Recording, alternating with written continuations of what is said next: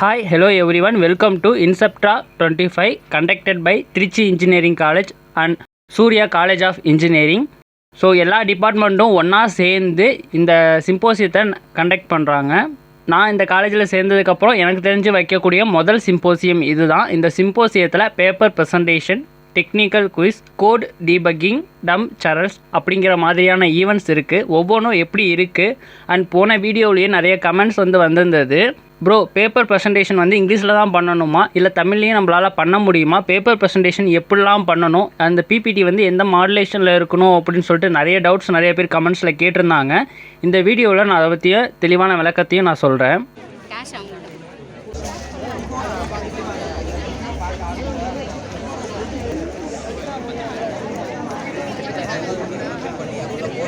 Paper ப்ரெசன்டேஷன்னாவே பொதுவாக English communication and idea presentation இதை base பண்ணி தான் நம்மளோட பர்ஃபார்மன்ஸை எவாலுவேட் பண்ணுவாங்க. அதுக்குன்னு எல்லா சமயமும் இங்கிலீஷ்லேயே பேசணும் அப்படிங்கிற எந்தவித அவசியமும் கிடையாது. ஆனால் இங்கிலீஷ் அப்படிங்கிறது ஒரு இம்பார்ட்டண்டான விஷயம் பேப்பர் ப்ரெசன்டேஷனில். ஒரு பேப்பர் ப்ரெசன்டேஷனில் எந்த அளவுக்கு கம்யூனிகேஷன் இம்பார்ட்டண்ட்டோ அதே அளவுக்கு நம்ம ப்ரெசன்ட் பண்ணக்கூடிய பிபிடியும் கிளியராக இருக்கணும்.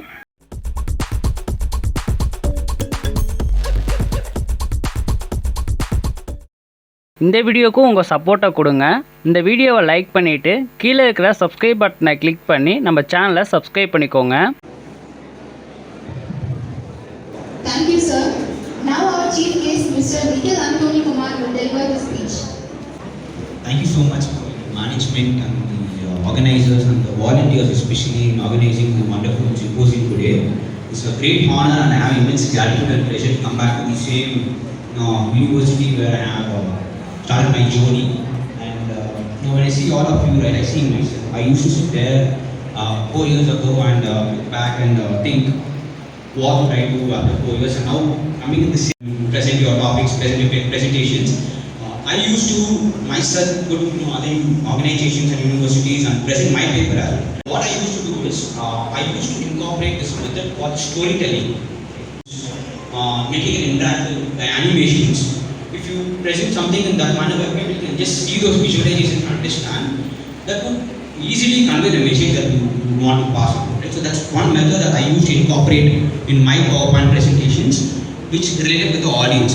So I hope all of you.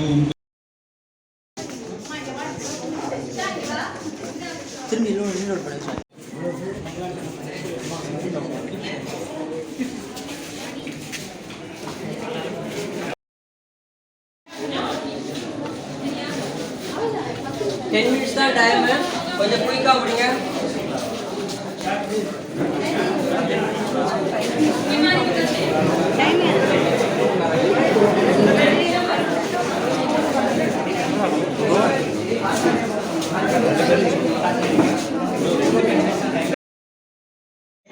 Introduce பண்ணாங்க.